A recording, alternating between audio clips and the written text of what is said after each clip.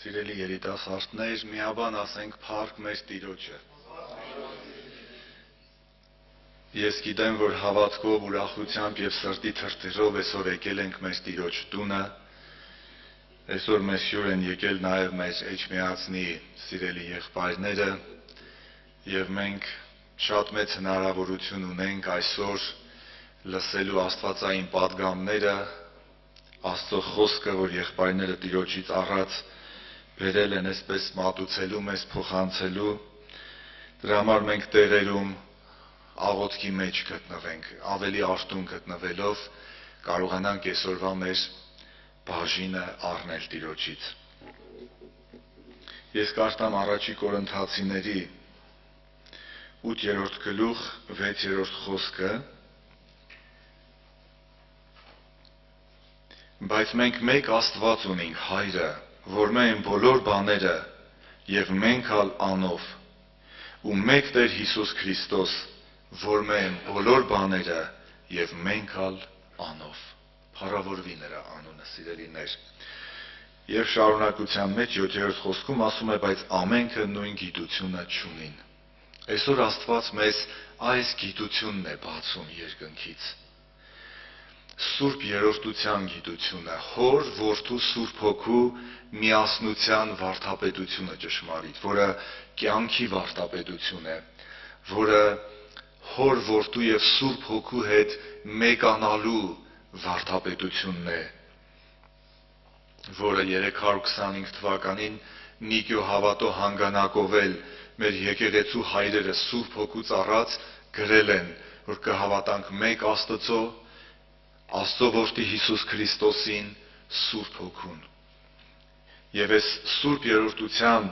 վարդապետությունը մեզ հնարավորություն է տալիս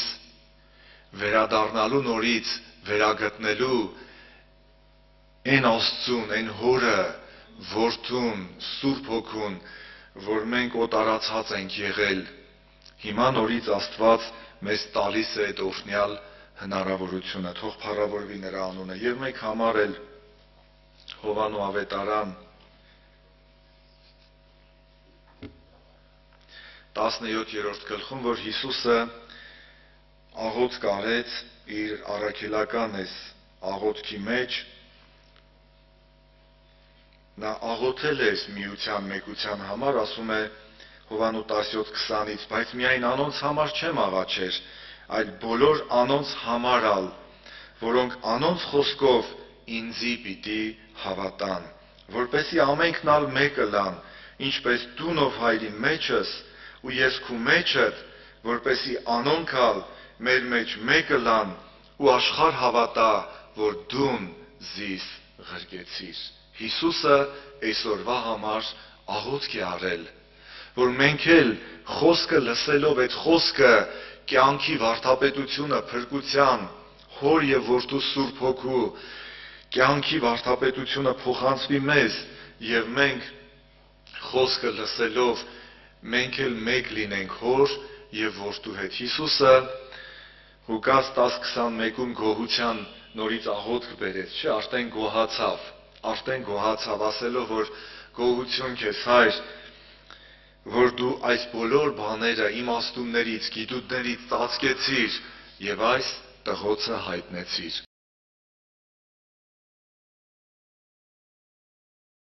Փառք Տիրոջը, եղբայրներ, քույրեր, Աստված ձեզ ել ավելի շատ օրհնի։ Շնորհակալ ենք Աստծուն ձեր բոլորի համար։ Շատ լավ, չնայած բոլոր եկելն շատ լավն են, բայց ինչի մասին որ ուզում եմ խոսեմ, դրանում թող Տերը օգնի, չեմ պնդի, որ ձեր մեջ կարող այս խնդիրները լինեն, բայց որ Սուրբ Գիրքը անդրադառնում է, որ բնորոշ են երիտասարդներին այս խնդիրները, եւ սա չի խոսում աշխարհիկ ամբարիշտ կյանքի մեջ ապրած երիտասարդներ, սա խոսում է, որ արդեն Աստծուն ճանաչած երիտասարդներ, բայց ունեն բնության հատկանիշներ, որոնք իրենց խանգարում են։ Շատ են դրանք, բայց ես 4 կետի պիտի անդրադառնամ, արագ կարող է չկարդամ բանավոր ասեմ, որտեղ եղբայրներն խոսք ունեն, բայց դրա ելքը երկի մեջ էր, հա, Սուրբ Հոգին պիտի օգնի։ Ինքը պատրաստ է օգնելու, որտեղ մեր բոլոր ելքերը, մեր բոլոր հաղթությունները, մեր բոլոր ազատագրումները իմ կյանքի, ձեր կյանքի, որ եղել են եւ հետո պիտի լինեն, հիմնված է Սուրբ Հոգու գործի վրա։ Նա հենց դրա համար հայտնվել եւ հիմա էլ այստեղ ներկա է, որ մեզ օգնի, որ մեզ պատրաստի, որտեղ մենք ի վերջո գնալու ենք երկինք Հիսուսի հետ ապրելու։ Ամեն։ Տեր օրհնի։ Ուրեմն իմ այդ 4 կետերը շատ տեղերից կարային համարներ բերենք, բայց հիմնվել եմ հիմնական Առակաց 3-րդ գլխի վրա։ Հիմնականում հիմնվել եմ Առակաց 3-րդ գլխի վրա, որովհետև ամեն մեկի վրա եթե շատ համարներ բերենք, շատ կլինի ժամանակը։ 4 հիմնական խնդիրները, որ ունեն երիտասարդները։ Առաջինը դա Առակաց 3-րդ գլխի 5 համարի մեջ է, 3-րդ գլխի 5 համարի մեջ, ես դա կարդամ. Տիրոջը ապավինիր քո բոլոր սրտով եւ քո հասկացողությանը մի վստահիր։ Խոսում եմ մի բան, որ երիտասարդների մեջ կա այս խնդիրը, հասկացողության խնդիրը։ Մանավանդ հիմի այս ժամանակներում շատ արդիական է, շատ պարզ երևում է, որ իրոք երիտասարդության հասկացողությունը շատ է դժվարացել։ Ինչի, որտև իրանց հետ խոսալը, զրուցելը, խորհուրդ տալը, խրատալը շատ է բարդացել։ Երիտասարդությունը շատ է սկսել ապավինել եւ վստահել իր հասկացողությանը։ Ինչի, օրինակ, մեր ժամանակվա երիտասարդությունը այսպես էր, ստե շատերը կան, որ երիտասարդ են եղել տարիքի մեջ են մեծացել հավատքի մեջ, մենք ինչ որ մտածում էինք կամ ինչ որ որոշում էինք անեինք, չենք շտապում, որտեղ այտենց հասկանում ենք, մենք գնում ենք եկեղեցի խորհուրդ էինք հարցնում։ Իմ ծնողները հոգևոր չեն եղել, որ ես իմ ծնողներից հարցնեմ, ինքնաբերաբար իմ ծնողների խորհրդատուները եղել են եկեղեցին, եկեղեցու եղբայրությունը։ Ես որպես երիտասարդ գնացել եմ խորհուրդ եմ հարցրել եւ հաճախակի տեսել եմ, որ այն ինչ որ ես հասկանում եմ, այն ինչ որ ես մտածում եմ, փաստորեն դա պետք չի, դա ճիշտ չի։ Եվ շատ է օգնել խորհուրդն ու խրատը, որպեսզի հետ կանգնեմ իմ հասկացողություններից, որտեղ առաջի հայացքից թվացել է, որ ես ճիշտ եմ մտածում, դրա մեջ վտանգ չկա, դրա մեջ ոչ մի այդպես արտասովոր բան չկա, բայց երբ որ խորհրդակցել եմ եւ ինձ խորհուրդ են տվել եկեղեցու եղբայրությունը եւ եկեղեցին, ես այդ ժամանակ նոր եմ սկսել հասկանալ, որ այս իմ հասկացողությունը թեև անբարոյական չի, բարոյական է, բայց ճշմարտությունից չի եւ արդարության չի տանում։ Վերջը ինձ մի օր ուրիշ տեղ է տանելու։ Ամեն ինչ սկսում է հասկացողությունից։ Մենք չենք խոսում աշխարհի հասկացողությունից, բայց երիտասարդը, ով հենց ամենամեծ սխալը երիտասարդի սա է, որ երիտասարդը սովորում է ապավինել իր հասկացողությանը։ Որտեղից է երևում այդ սխալի դրսևորումը։ Միգուցե այստեղ շատերին կամ ոմանց օգնի դա ստեղից, երբ որ երիտասարդը դադարում է խորհուրդ հարցնելուց եւ դադարում է խորհրդակցելուց։ Ինքը մնում է ինքնամփոփ, ինքը մնում է իր կյանքի հետ, ինքը մնում է իր խորհուրդների հետ, ինքը մնում է իր հասկացողության հետ եւ ինքը կապ չի հաստատում եկեղեցու հետ կամ եթե հոգևոր ծնողների հետ եւ ինքը մնում է իր հասկացողության հետ։ Սխալը այդտեղից է սկսում։ Եթե ինքը արդեն դա սխալ է, երիտասարդների շատերը դա չեն հավատում, բայց երբ որ այդ գծիկը գնում է եւ հետո մի օր ինքը տեսնում է, որ իր բևեռը Քրիստոսի բևեռը չի, եւ այդ հասկացողությունը իրան չի տարել սրբության, այլ փորձության է տարել, եւ այդ փորձությունը հենց հասկացողության պատճառով է, շատ անգամ ոչ թե մենակ ուշ է լինում, ու հետևանքները վատ են լինում։ Բայց որպեսզի այդպես չլինի, Սուրբ Գրքի մեջ ասում է երիտասարդին, որ սովորիր ապավինել Աստծուն եւ խորհուրդն ու խրատն ընդունի եւ ամենակարևորը քո հասկացողությանը մի ապավինի, մի հավատա, մի վստահի, որտեղ ինչքան էլ ուզում ես կրթված լինես, ինչքան էլ ուզում ես բանիմաց եղի, բայց քո հասկացողությունը անփորձ է, որտեղ ամեն ինչ որ անում ես դա անփորձ է, պետք է փորձառու մարդկանցից, իմաստուն մարդկանցից, հոգևոր մարդկանցից խորհուրդ հարցնել եւ խրատ առնել, որտեղ առակած 3-րդ գլուխը այսպես ասում, որդյակս իմ խրատը կամ իմ խորհուրդը մի անարգի, որտեղ նա քեզ համար եւ շարունակում է։ Հետո գալի հասնում այս խնդրին, հասկացողությանը։ Պետք է դրա վրա ուշադրություն դարձնել եւ պետք չի հավատալ եւ վստահել, որ իմ հասկացողությունը ինձ երբեք վնաս չի բերի եւ չի բերի։ Հենց այդտենց մտածեցի, արդեն վնասված ես, մարդը արդեն վնասված է։ Թե սա վերաբերում է բոլորին, նաեւ ինձ էլ է վերաբերվում, բայց ավելի բնորոշ է երիտասարդներին, որտեղ երիտասարդական կյանքի մեջ է, որ հասկացողությունը վնասները շատ են։ Երկրորդը 6 համարի մեջ է, եղբայրներ ջան, քույրեր ջան, ասում է քո բոլոր ճանապարհներում ճանաչի նրան եւ նա կուղղե քո ճանապարհները։ Երկրորդ բանը, որ օրինակ մենք եթե ինչ-որ մի բան ուզում էինք անեինք, ինքը էլի շատ զուգահեռ է հասկացողության հետ, բայց ինքը փուլարփուլ ավելի խորացնում է։ Օրինակ այն ժամանակ, երբ որ մենք մի բան ուզում էինք անեինք, մենք խորհուրդ էինք հարցնում, բայց այսօր շատ երիտասարդների կյանքից բռնած ուղուց, բռնած տեսիլքից ոչ մեկ տեղյակ չի։ Դա գալիս է վերևի խնդրից, տեղյակ չի։ Մարդ իր կյանքի նպատակը դնում է, նպատակ։ Ու ինքը մտածում է սա է, ինքը գնում է իր ճանապարհների մեջ։ Սուրգիրքն ասում է, որ երիտասարդները այս խնդիրը ունեն։ Իրանք իրանց բոլոր ճանապարհների մեջ ազնիվ եւ անկեղծ չեն։ Մութ է իրանց կյանքը, իրանց բռնած ճանապարհը մութ է։ Ամեն ինչ պարզ չի։ Իհարկե վերջում այդ ճանապարհի վերջը երևում է ինչ է։ Բայց Սուրգիրքն ասում է, որ երիտասարդը նաեւ այս խնդիրն ունի։ Ինքը իր ճանապարհի մեջ մութ է, ամեն ինչ չի բերում լույսի մեջ, ամեն ինչ չի բերում պարզության մեջ։ Շատ երիտասարդների կյանք հայտնի չի եւ հասկանալի չի։ Ինքը եւ իր ճանապարհը, ինքը եւ իր խորհուրդները։ Եվ նորից ստեղ տեսնում ենք, որ առակացի մեջ թե Սուրգիրքի մեջ շատ եղել կան այդ համարները գրված, որ բոլոր իրանց ճանապարհներով գնաց երիտասարդները միշտ ոտները քարին են խփում։ Ով ուզում է լինի։ Ցավալի է, ես հանդիպել եմ երիտասարդների, որ իրանք հատուկ են մտածում իրանց մասին, իրանք մտածում են, իրանք եզակի երիտասարդներ են, յուրահատուկ երիտասարդներ են, որ իրանք կշռադատված են եւ իրանց ճանապարհները չափված ու ձևված է։ Իրանք գիտեն ինչ անեն։ Եվ մեր կյանքի մեջ շատ առիթներ ա եղել, որ բախվել ենք այդ փաստի հետ, երբ որ երիտասարդին ասում ես, օրինակ Սուրգիրքի մեջ ասում է, որ չար ընկերակցություն օրինակ մի արա, մի գնա այդ ընկերակցության ճանապարհի մեջ։ Նրանք ասում են, եղբայր ջան, դու ես ինչ ես ասում, խես չգիտեմ ում հետ եմ նստում հելնում։ Հա, իմ ընկերները չեն ապաշխարում, ես էդի փաստացի եմ ասում, որ ինձ հետ եղել է, խոսացել են։ Բայց իմ ընկերներից շատերը շատ հավատացյալներից լավն են։ Չեն ծխում, չեն խմում, հա, ոչ մի բան չեմ, մենք ուղղակի չի հավատում ինքը Աստծուն, ասենք հավատացյալ չի, խես չգիտեմ ում հետ ընկերություն անեմ։ Իմ ասեմ, եղբայր ջան, բայց իր սիրտը պատկանում է Հիսուսին։ Ասում է չէ,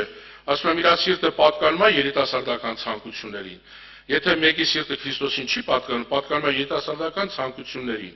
պատկանում է հակառակորդ ուժին, պատկանում է իր եսին, պատկանում է իր երիտասարդական կմահաճ ամեն ինչին։ Այսինքն լյուբոյ ժամանակ իր սիրտը կարա, հա, կոպիտ ասած, սպիտակ, ես մեկ ասեմ սև մեղքեր եւ սպիտակ մեղքեր, ինքը կարա հանգիստ քո սիրտը ծռի, որտեղ իր սիրտը Քրիստոսին չի պատկանում։ Իր խորհուրդներն էլ չեն կարա Քրիստոսին լինեն։ Նշանակում է դու իր հետ երբ որ ընկերակցում ես, իր խորհուրդները մի օր քո խորհուրդները կդառնան։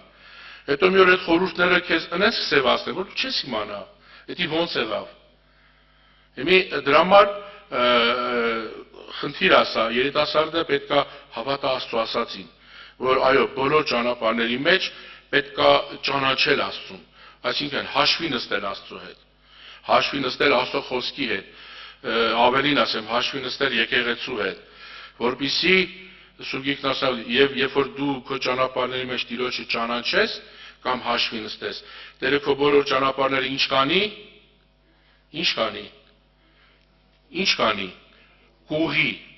կուղի, այսինքն եթե խոսքը գնում է, որ Տիրոջը ապավինես քո ճանապարհները կուղի, եկեք դրա հականիշը նայենք։ Իսկ եթե Տիրոջը չես ապավինում եւ քո բոլոր ճանապարհների մեջ Տիրոջը չես ճանաչում, քո ճանապարհները կարան ուղիղ լինեն, չեն կարող ուղիղ լինեն։ Եթե քո ճանապարհները դու կարաս ուղիղ անես, Տերը քեզ չի ասի, գիտես ինչ կա, ինձ ապավինի, որ քո ճանապարհը ուղղեմ։ Նշանակում է երիտասարդների ճանապարհները ինքնուրույն, ինքնաբերաբար, իրանց հասկացողությամբ, իրանց ըմբռնմամբ, անգամ իրանց դաստիարակությունով չեն կարող բոլոր ճանապարհները ուղիղ լինեն։ Անպայման մի ծուռ բան կա, մի օր հետո է երևում այդ ծուռը։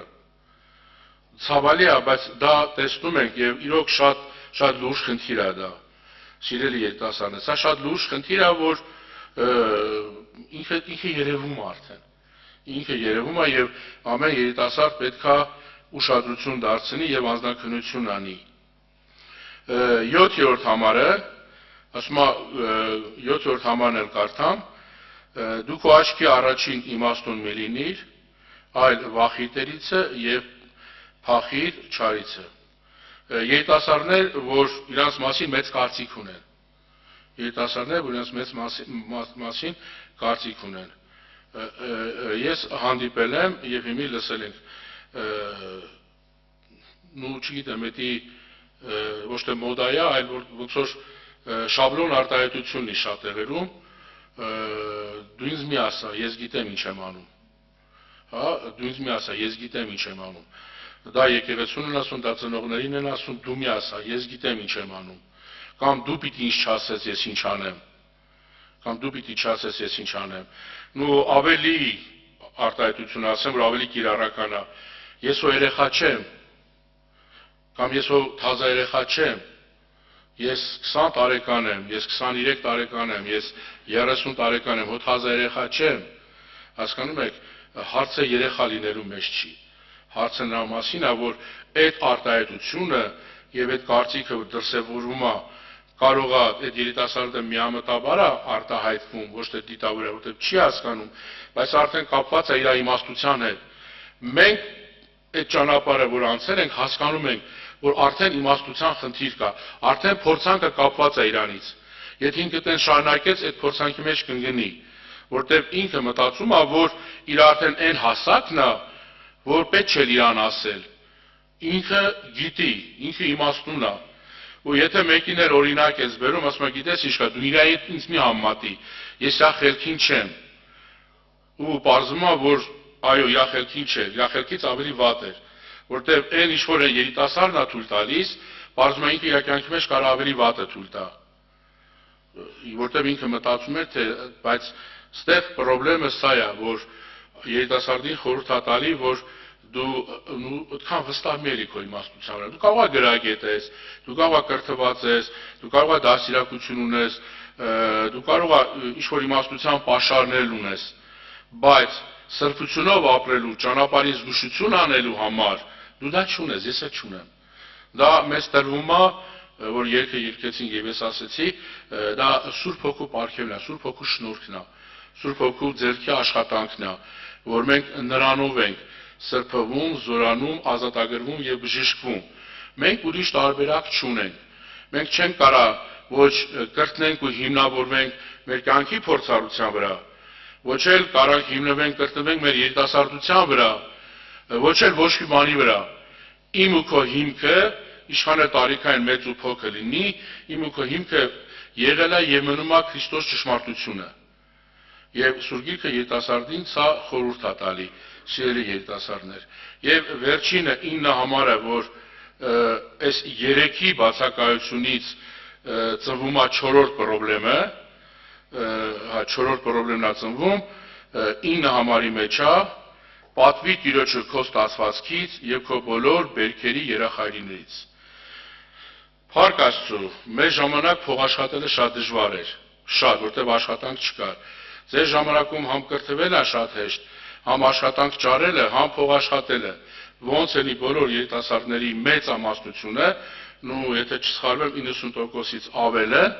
աշխատում են։ Հիմի էական ինչ են աշխատում, բայց փող են, անձնական փողն են աշխատում։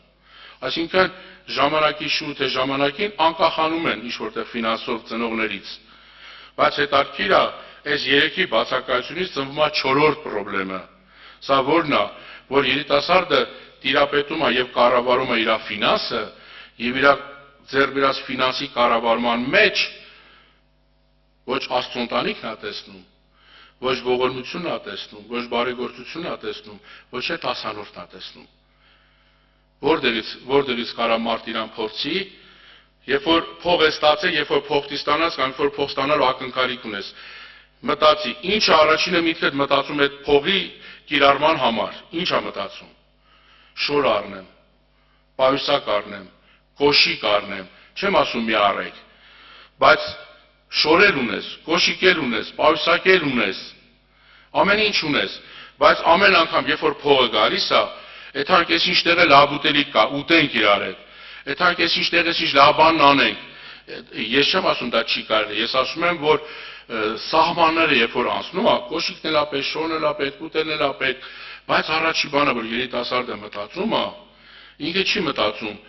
կարիքավոր, եկեղեցի, տասանորդ, ողորմություն, այսինքն 3 հատ կոշիկ ունես, կարաս 4-րդը չունենաս, բայց Սուրգիքի մեջ ասում է, եթե տեսնես մեկը, որ կարիքի մեջ է, հա, տեսնես, հա, մի փակի ու մի ասա, որ չկա, այսինքն տեսնես, միգուցե մեկը քո ողորմության կարիքն ունի, բարեգործության, վերջը կա տասանորդ, կա գանձանակ, պարտադիր չի, բայց այդ ամենը խոսում են մարդու հավատքի, մարդու այս 3 խնդիրների լուծված թե չլուծված լինելու համար։ Օրինակ, եթե մարդը հասկացողության խնդիր ունի, ճանապարհի խնդիր ունի եւ իմաստության խնդիր ունի, ի վերջո ֆինանսի վիճակով դրսևորում է նաեւ այդ մարդու ով լինելը։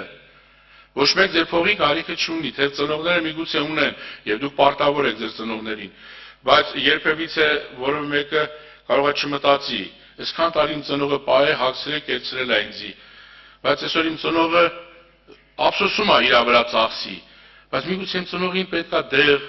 իմ ծնողին պետքա հանգստանալ, միգուցե ինչ-որ բան է պետք իմ ծնողի համար անեն, իմ ֆինանսով, թեկուզ ամենահասարակ բանն եմ ասում։ Կամ իմ ծնողը այսքան դրել է այս տան մեջ, կոտորվելով, առողջությունը փչացնելով, եմ ես իմ ծնողի շատ եմ առնում,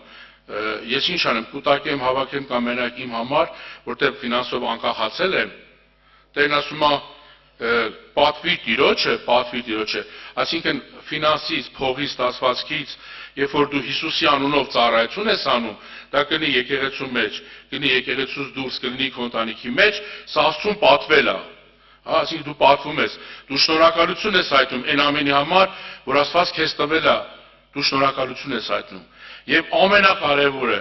ասում է, այդ պատիվը պիտի լինի երախայրից, այսինքն ամենաառաջինը պիտի լինի։ Այսինքն եթե կա ֆինանս, առաջինը հոգևոր մարդ է, որ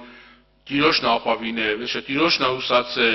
հավատացել Աստծո ճշմարտությանը, նա միտք առաջինը պիտի մտածի, այս ֆինանսը ինչքանով կարա կապի Հիսուսի անունի հետ։ Հասկանում եք, ինչքանով կարա կապի ինքը իր ֆինանսը Հիսուսի անունի հետ։ Եվ մարդ եթե այդպես հավատում ընդունում է, Տերն էլ տալիս է իմաստություն եւ առաջնորդություն։ Հասկանում եք, սա շատ կարևոր է։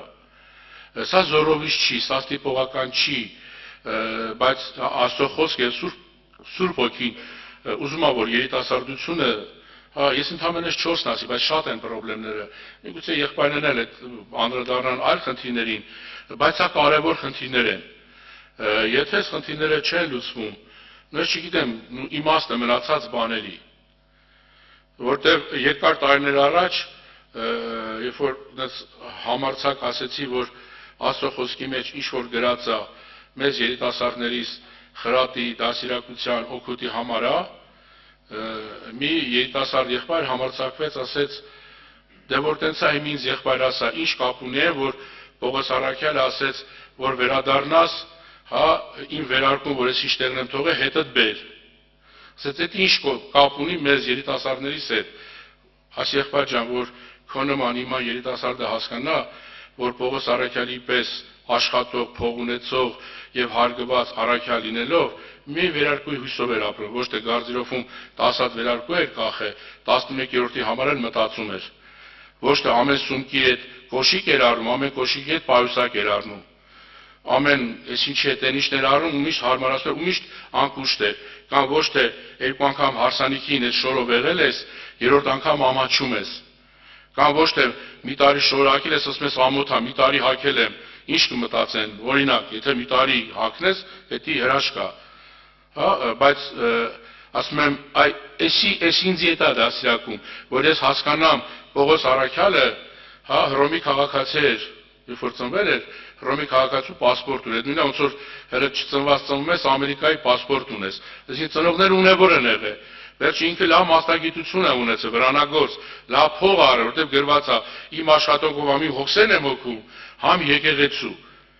բայց այդ մարդը մի վերարկուով էր ապրում, որտեղ ինքը այդ մի վերարկուով էր Աստծուն ծառայում, Փառք Աստծու, չեմ ասում մի վերարկու ունեցեք, թեև Տեր Հիսուսը եւ Հովհաննես Մկրտիչը նույն պատվերն էին տալի, ինչ անենք, չէ, ասում էր, եթե երկուսը ունեք, ինչ արեք, տվեք նրան, ով չունի,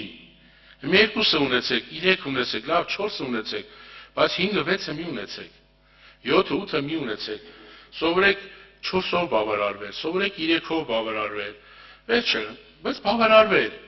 որովհետև այդ ֆինանսը որ տալիս է Աստված ձեզ, դա տալիս է, որպեսզի դու վարձք ունենաս, օրհնություն ունենաս, վերջը հասկանաս, որ այդ ֆինանսը էլի քոնը չի։ Տեր օրհնի։ Էսի 4 խնդիրներ, որ կարելի է մտածել։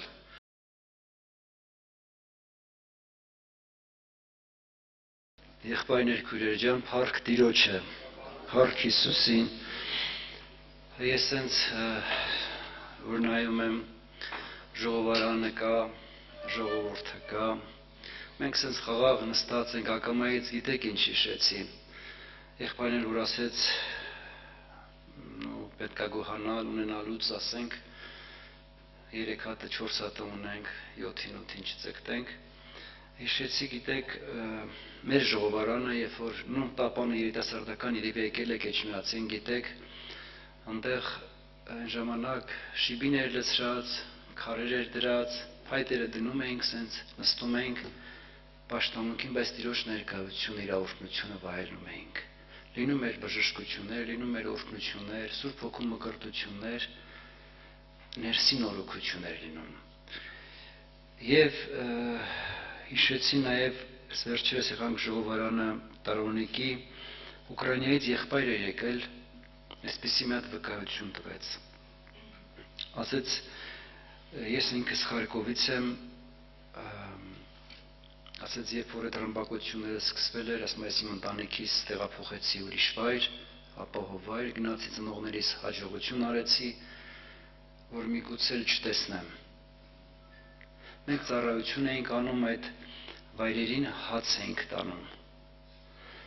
Մեքենայով, ասում է, մի օր ես մեզ գիտեմ, որ մեր համար շատ են աղոթել, որ շատ են մարդիկ աղոթել մեր համար ու աղոթում են ու խնդրեց նաև վերջում էլ աղոթել։ Ասեց, երբ որ մենք գնացինք միտեղ, ասում ես հոգնել էի արդեն բռունե ժիլետը վրայիցս հանեցի, կասկան հանեցի, ու իմս կամանց քշում եմ մեկ էլ մեքենան կանգնացրեցի, ասում է 2 րոպե հետո ասում է սնարյադ ընկավ 50 մետր կողքիս ու ասում է չտրաքեց, զարմանալի բան, չտրաքեց, ուղղակի խրվեց հողի մեջ, որ ինքը տրաքեր ոչ ես, ասում է ոչ մեքենան ատեղ չէինք լինի, որտեղ գիտեմ, ասում է այդ աղոթքի ուժն ու զորությունը մենք այնտեղ զգում էինք, պատմեց նաև մի ուրիշ բան, ասեց, երբ որ մեզ այսպես էր, ասում է, մեզ հանձնարարված եւ մեր քանակությունը այսքան էր, որ ամեն ընտանիքին մի բուխանկա պիտի հաց տայինք։ Ասում եմ, ընտանիքի տվեցինք, մայրը երեխու հետ կանգնած էր, մնացած երեխեքը տունն էին, ասում է, տվեց այդ երեխեն մի անգամ ու ձեռից մոր վեկալավ ու սկսեց ուտել, ասում է, կեսը կերավ, այդ 2 րոպեում կեսը կերավ, ասում է, մեր ասելա, նայեմ, ասում է, բալես, ինչ ես անում էլի, բայց մյուսներին ոնց պիտի հասցնենք, ասում է, որտեղ ընտանիքին հասնում էր մի բուխանկա հաց։ ու այդ ժողովուրդ ասում է 2 շաբաթ հաշ չէին կերել, բարբեր բաներով թեթև սնվել էին, ասենք խոտեր, չգիտեմ ինչ էր, ինչ կար, ինչ ճարել էին, այդ էին կերել։ Ասեց հիմա չգիտի, ասում երեխու ձեռից վեկալի, թե չվեկալի, վեկալի խիշնատանջում, չվեկալի բայ մյուսներին։ Ասում էլ մենք չկարողացանք, մի հատ էլ բուխանկա տվեցինք իրանց։ Սրտներս չտարավ, խիշներս չտարավ։ Ինչ եմ ուզում ասեմ, եկեք գնահատենք մեր ունեցածը, ժողովուրդ ջան։ Այն ինչ որ ունենք, այն ինչ որ դու ունես, թե նյութական, թե հոգևոր, գնահատելա պետք։ Ունես կողքիդ եղբայր եւ քույր, գնահատի դա։ Ունես ընտանիքում հայր, մայր, քույր, եղբայր, գնահատի դա։ Միգուցե ծնողդ քո վրա շատ կխոսա, քո խրատի համար է խոսում, քո լավի համար է խոսում։ Ծնողական սիրտը մի հատ սիրտ է, երբ որ հայրս ասում էր, «Բալես ծնող կրնես, նոր ծնողի ղադրը կիմանաս»։ Ես այդ բան չի հասկանում։ Բայց երբ որ ծնող դառա, նոր հասկացա, որ ծնողի սիրտը աստվածային սիրտը, Աստծուց դրված բան է իր մեջ։ Կյանքում ծնողը չի ուզի երեխու մատը փուշ մտնի։ Էդի Աստծուց է դրված իր մեջ։ Դրա համար սիրելի երիտասարդներ, ինչքան լսեք ձեր ծնողներին, խրատը, խորհուրդը, այնքան կշահեք ձեր կյանքում։ Այնքան ձեր ոտը քարին չի կպնի։ Դա Աստված է մեզ ասում, Աստված է խրատում, որ պատվիր քո հորն ու մորը, որ քեզի աղեկ լինի ու երկար օրեր ունենաս։ Սա պատվեր է ու իր մեջ խոստում ունի։ Դրա համար եկեք գնահատենք մեր ունեցածը, որովհետև ինչ գիտես, վաղը ինչ կլինի,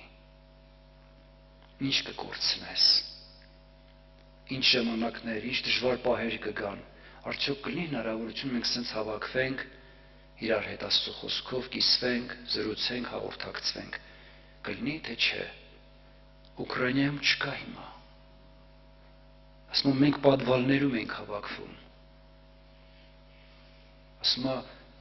շաբաթներ, ամիսներ չենք կարեցի հավաքվենք, պաշտամունքներ անենք։ Հիմա մենք փառք Աստծո խաղաղ նստած ենք, խաղաղություն կա, եկեք գնահատենք։ Եվ ես ինչի մասին որ ուզում եմ խոսեմ, փորձեմ կարճ, ինչ է Քրիստոսի խաչը ինձ համար կամ քո համար։ Եվ ես ուզում եմ համար կարդամ Եսայիա մարգարեությունից 53-րդ գլուխ 54-րդ գլուխ 6 համար 6 համարից Եսայիա 54-ի 6-ից Տերը քեզ երեսե ձգված եւ հոգիով վշտացած կնոջ պես ու մերժված նորահասակ հարսի պես կանչեց կսե քո Աստվածդ Նայեք երեսե ձգված հոգով վշտացած կնոջ պես եւ մերժված նորահասակ հարսի պես կանչեց հարս որ այդ ընտանիքում մերժված ընդունված չի ասма տենց է քեզ կանչել ասма փոքր վարքյանը քեզ թողեցի բայց մեծ ողորմություններով քեզ պիտի հավաքեմ քիչ սրտմտությամբ մեկ վարքյան երեսս քեզ մեծացկեցի բայց հավիտենական ողորմությունով քեզ պիտի ողորմեմ կսե քո փրկիչդ Եհովան Քանզի ասիկա Նոյի ջուրերու պես է ինչպես երթում արեցի թե Նոյի ջուրերուն անգամն էլ երկիրա չանցնեն նույնպես երթում արի որ քեզի չբարկանամ ու քեզի չհանդիմանեմ Քանզի լեռները պիտի վերնան ու բլուրները պիտի սասանեն բայց իմ ողորմությունս քեզ մե պիտի չվերնա ու իմ խաղաղությանս ուխտը պիտի չսասանի կսե Տերը որ քեզ կողորմի Փառք Տիրոջը այսպիսի խոստում ունի Տերը մեր նկատմամբ իմ ողորմությունս քեզանից պիտի չվերանա խաղաղության ուխտը պիտի չսասանի այսպիսի Աստված մեր հետ ուխտ է կապել, եւ այդ ուխտը կապել իր հավիտենական, սուրբ ու կենթանի արյան միջոցով, որ ոչ մեկ չի կարող այդ ուխտը քանդել, ոչ մեկ չի կարող այդ ուխտը խափանել, դա Քրիստոսի արյունով է կապել այդ ուխտը, իմ ու քո հետ, սա հավիտենական ուխտ է, սա ամենազորավոր բանն է, որ դժողքը չի կարող քանդել, դիվական աշխարհը չի կարող քանդել, որտեղ Աստված քեզ սիրել է, դրա համար ինքը քո հետ ուխտ է կապել։ Եվ ես ուզում եմ եղբայրներ քույրեր Մատթեոս 26-րդ գլխից կարդամ ուրեմն 26-րդ գլուխ 36 համարից, որտեղ Տեր Հիսուսը երբ որ պիտի գնար խաչելության Գեթսեմենե այգում, ինքը գնաց աղոթքի։ Ու տեսեք ինչպիսի խոսքեր է ասում մեր Տերը, որտեղ ինքը գիտեր ուր է եթում։ Ինքը գիտեր, որ ինքը գնում է տառապելու, խաչվելու, որպեսզի ես ու դու այսօր այստեղ ներկա լինենք, որպեսզի ես ու դու փրկություն ունենանք, կյանք ունենանք։ Նա նպատակ չի խաչվել, նա նպատակով է խաչվել, որպեսզի ինձ ու քեզ ունենա, կյանք տա մեզ։ Իսկ սա հնարավոր չէր առանց զոհաբերության, հնարավոր չէր, օրենքով չէիր կարում, օրենքը տված էր, բայց դու չէիր կամ օրենք պահեիր։ Մենք ունենք մեղավոր բնություն, որը հակառակ է Աստծո պահանջներին, եւ մենք էլ անզոր ենք դա անելու։ Դրա համար մեր Տերը մեզ սիրելով գնաց այդ քայլին։ Եվ այսպես ասում. այն ատեն Հիսուսը անոնց հետ տեղ մը գնաց, որուն անունը Գեթսեմանի էր, ու սավ աշակերտներուն. հոս նստեցեք, մինչև որ ես երթամ աղոտ քնեմ։ Իրեն հետ առնելով Պետրոսը, Զեբեդոսի երկու որդիները, սկսավ տրտմել ու վշտանալ։ Այն ատեն սավ անոնց, իմ անձս մեռնելու չափ տրտում է։ Հոս կեցեք եւ ինձի հետ արթուն մնացեք։ Ու քիչ մահարջև երթալով իր երեսի վրա ընկավ ու աղոտ քրավ ասելով. ով հայր իմ, եթե կարելի է, թող այս գավաթը ինձ մեանցնի, բայց ոչ թե ինչպես ես կուզեմ, հապա ինչպես դու կուզես։ Իսկ ինչ ուզեց հայրը։ Հայրը ուզեց, որ այդ գավաթը իր որդուց չանցնի։ Այդ դառը բաժակը ինքը կամեցավ, որ որդին խմեր, որ մենք օրհնության բաժակ խմենք, ժողովուրդ ջան, որ մենք իր ներկայության, իր ուրախության բաժակը խմենք, որ մենք հաղորդենք իր աստվածային կյանքին։ Դրա համար ինքը այդ դառը բաժակը կամեցավ, որ չանցնի իրանից։ Հայրը այդպես սիրել է մեզ, որ իր երեսը ծածկել է։ Դրա համար եղբայրներ քույրեր ջան, այն ինչ որ Քրիստոսի խաչը, Քրիստոսի խաչելությունը, այդ խաչի խորհուրդը, որ մեզ ինչքան խորը բացվի, մենք ինքան այդ խաչից հեռու չենք եթա։ Մենք հակ ուզենք իր մոտ լինենք, հասկանանք ավելի խորը, թե Հիսուս ինչ արեց իմ համար, հանուն ինչի արեց, որ ես վայելեմ իր ներկայությունը, որ ես այդ ուրախություն ունենամ, որ ես իմ դառնության, տրտմության մեջ չմնամ, ես գամ իրանով լցվեմ, այդ հաղորդ ունեմ այդ կյանքին, այդ կյանքը ինքը բերել է իմ համար, քո համար։ Մենք ընդամենը ճյուղ ենք, որդատունկը ինքն է, ճյուղը ինքն իրանից գրված է պտուղ չի կարող բերել, եթե որդատունկի վրա հաստատված չլա։ Դրա համար ինչքան Քրիստոսի մեջ մնաք երիտասարդներ ջան, ինչքան իր մեջ հաստատված ունեք, այնքան այդ կյանքը կհոսի ձեր մեջ։ Այդ կյանքը կգա ձեր մեջ ու ձեր մեջ այդ պտուղը կերևա։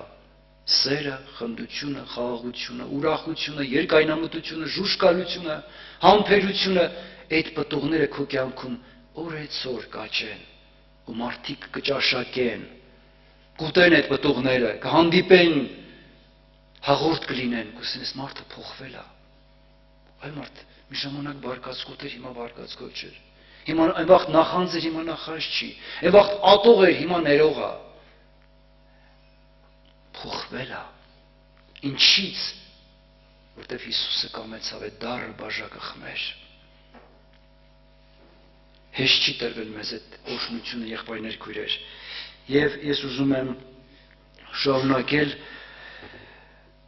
ուրեմն 47 համարից, որտեղ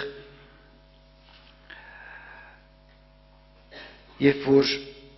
աշակերտները եկան եւ նրանց հետ նաեւ Հուդան, որ ինքը կամեցել էր տեղյակ պահելով իրան մարդկանց ասելով, որ եթե որևէ մեկ համբուրեմ, ուրեմն իմացեք, նայա Հիսուսը։ Ու մենք գիտենք, որ նա համբուրով մատնեց Հիսուսին։ Բայց դեք Հիսուսը ինչպիսի խոսքեր է ասում ստեղ 49 համարից եւ շուտը Հիսուսին մոտենալով ասավ. «Ողջույն քեզ, վարդապետ», ու համբուրեց Սանիկա։ Հիսուս սավանոր, ընկեր, ինչու համար ես եկեր դուն։ Ինչու համար։ Եվ ես ուզում եմ եղբայրներ, քույրեր ջան, մենք մեզ հարց տանք, մենք ինչի համար ենք մենք եկել Հիսուսին։ Ինչի համար ենք մենք եկել։ Գիտեք, շատ մարդիկ կան, որոնք տարբեր նպատակներով են գալիս։ Գալիս են, ասենք, քննադատելու, ասենք, տեսնելու, մի բանով, չգիտեմ, մեկին հետևից խոսալու։ Մարդ պաշտամունքի եկել ես, ինչի համար ես եկել։ Դու եկել ես, որ իրան հաղորդ լնես։ Դու եկել ես, որ հանդիպես իրան։ Դու եկել ես, որ քո տկարությունը բժշկվի։ Դու եկել ես, որ քո վիրավորված սիրտը բուժվի։ Դու եկել ես, որ չներելու հոգին քո ներող դառնա, որ քո մեջ ատելություն կա, միգուցե շատին քո սրտի մեջ բանտի մեջ ես գցել, որ դու ազատ արձակես իրան։ Ինչի համար ես դու եկել։ Դու եկել ես, որ այդ կյանքը քո մեջ հոսի։ Իսկ ինքը պատրաստ է կյանքի ջուրը մեզ տալու։ Անոր ծարավ է, թող գա ու ձրի առնե։ Ծարաված սրտին Տերը ձրի տալիս է, ծարաված սրտին Տերը հասցնում է այն բաժակ ջուրը, որ կոնկրետ քո համար էր պետք, այն դեղ ու դարմանն է տալիս, որ քո վիրավորված սիրտը ունի հիմա։ Ինքը ճանաչում է քեզ, քո վիճակից տեղյակ է, քո խորհուրդներից գիտի։ Դու գիտի ինչպիսի վիճակներ ես հիմա ապրում։ Եղբայրները չգիտեն բոլորիս վիճակը, բայց ինքը գիտի եւ անձամբ ուզում է քո հետ խոսի, որտեվ սիրում է քեզ, որտեվ կամեցել է իր որդին, որ այդ դառը բաժակը խմի, որ այդ բժշկությունը ստանաս, որ դու այդ օրհնությունը ստանաս, որ դու իրանով ուրախություն ունենաս, որ հասկանաս, որ այդ կյանքի մեջ ուտենք, խմենք, վաղը ապրենք, վաղը մեռնելու ենք, ինչ կարանք այս հաճույքներից վայելենք, չնայենք այս աշխարհին, չնայենք աշխարհի բերած տարբեր սովորություններին։ Երիտասարդներ ջան, ձեր համար դժվար է, գայթակղությունները շատ են, բայց հիշի,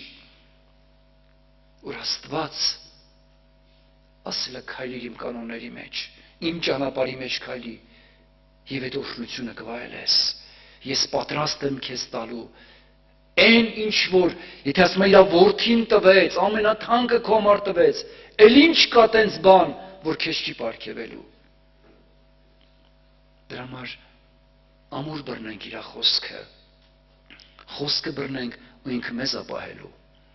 Պահելու են փորձության ժամանակ, որ այս աշխարհը պիտի փորձելու մարգա, որ ուղայթից է քեզ պահելու, դժվարություններից է պահելու։ Դրա համար կարևոր է ամեն պաշտամունքից գալուց ինչի համար ես դու գալիս։ Քո սրտի մեջ դիր հանդիպես իրան, որ այս պաշտամունքի մեջ անհաղորդ չգնաս իրանից, ամեն մի պաշտամունքի մեջ լեցված գնաս, մի կաթիլ յուղ ավելանա քո ամանի մեջ, որպեսզի դժվար պահին քեզի հերքի, այդ յուղը քո ջրակը վառը պահի։ Դրա համար այդ պաշտամունքները դրա համար է, հավաքույթները մեր սրա համար է, որ մեր ամաների մեջ յուղը կաթիլ առ կաթիլ հավաքվի։ Ու երբ որ գա պահը, որ դու պիտի ձեր քո լապտերը ուղես, քո ամանի մեջ յուղ ունենաս։ Եվ եղբայրներ քույրեր ջան, շարունակության մեջ, երբ որ 57 համարում բռնում են եւ տանում են Կայափա քահանապետի մոտ Տեր Հիսուսին, շատերը, ասենք, ձեռ են առնում, ծաղրում են։ Ես չեմ ուզում կարդամ մնացած բաները, որտեղ դուք այդ պատմությունը բոլորը գիտեք, ընթացքը գիտեք, բայց ուզում եմ 27-րդ գլխից որոշ բան ասել այն Պիղատոսի հարցը, որ տվեց ժողովրդին։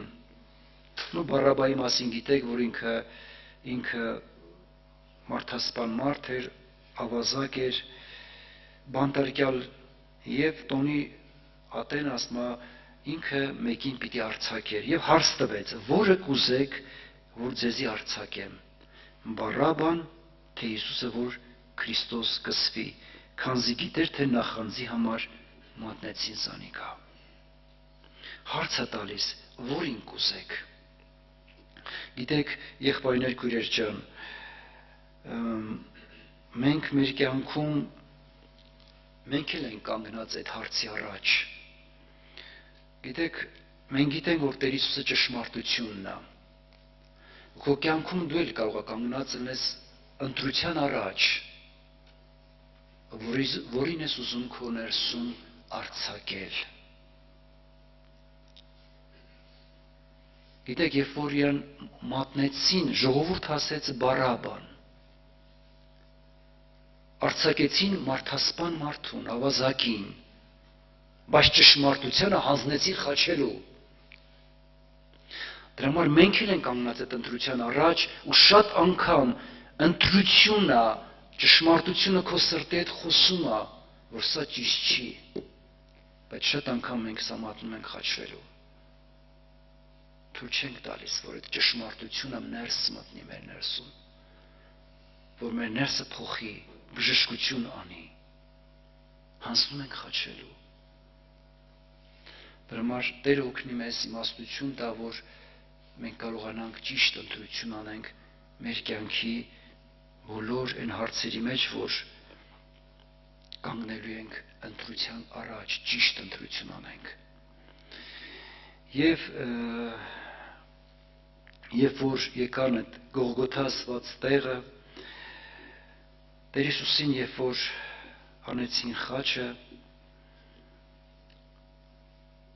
այնտեղ շատ անցնողներ կային,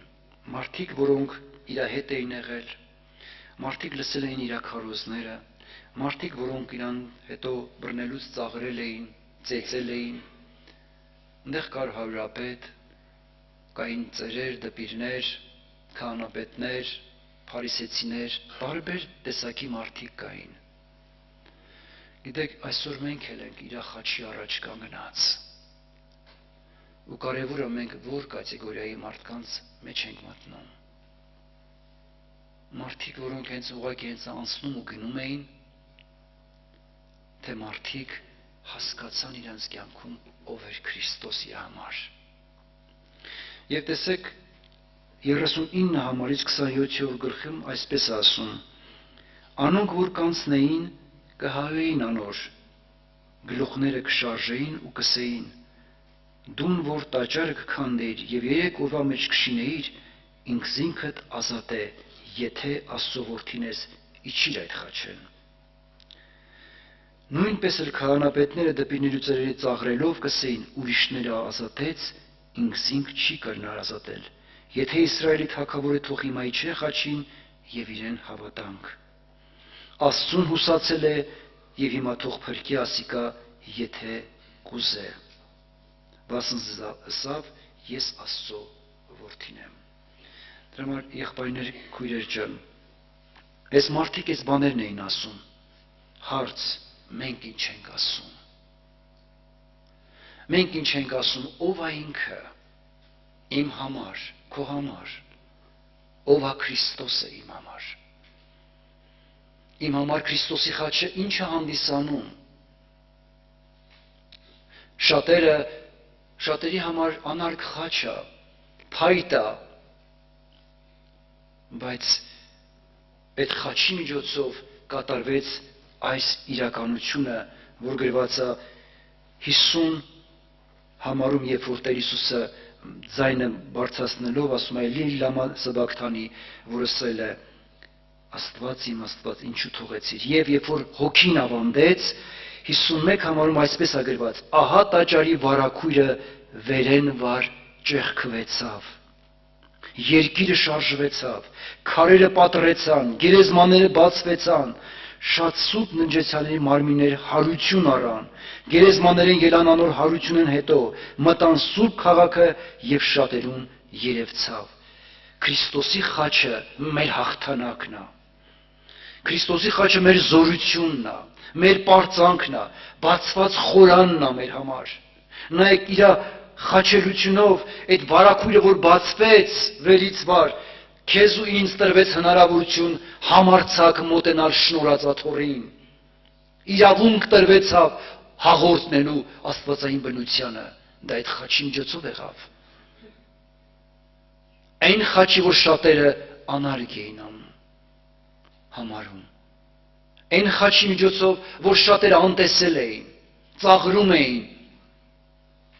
այդ խաչի միջոցով ասում է քարերը պատռեցին այդ խաչի միջոցով շատ սրտերի քարացած սրտեր պատռվել է շատ քարացած սրտեր կոտրվել է զղջում առաջացել մարդիկ դարձի են եկել այդ խաչի միջոցով ասում է գերեզմանեն շատեր հարություն արալ շատ բաներ քո կյանքում միգուցե դրել ես գերեզման արդեն մտածել ես հոտել է շատ հարցեր քո մեջ միգուցե տես լուծում չի գտել բայց Քրիստոսի խաչով հարություն արել է եւ այդ խաչի միջոցով հարցեր է լուծվել դու ունեցել ես հույս որ այդ խաչի միջոցով հարություն առնելու այն քո հույսը որ վաղուց թաղել է իր գերեզմանում որ մտածել ես որ ամուսինս չի ապաշխարի ծնողս չի ապաշխարի այս մարդը չի ապաշխարի Հիսուսի խաչը ունի զորություն եղբայրներ քույրեր ինքը ունի զորություն օգնելու ամենաընկածին ամենաթույլին ամենաանհույսին նա զորության խաչը նա կյանքի զորություն ունի եւ այդ խաչի խորհուրդը ում կյանքում որ բացվում է խաչից հեռու չի գնում ինքը էլ թող Տերը օգնի մեզ Տերը զորացնի եւ Տերը փառավորվի ամեն մեկի սրտի մեջ ամեն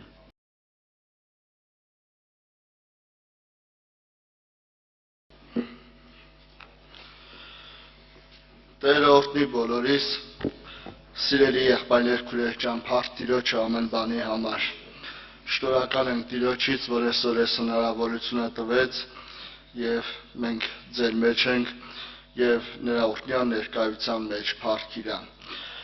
Եղբայրներ քույրեր ջան, ես շատ եմ ասել, միգուցե, չգիտեմ, շատերս այդպես լավ չգնահատենք, բայց ես միշտ ասում եմ երանի նրանց, ովքեր երիտասարդ անգամ մի քիչ էլ պատանի տարիքից ճանաչում են Աստծուն ու իրենց կյանքը նվիրել են Աստծուն։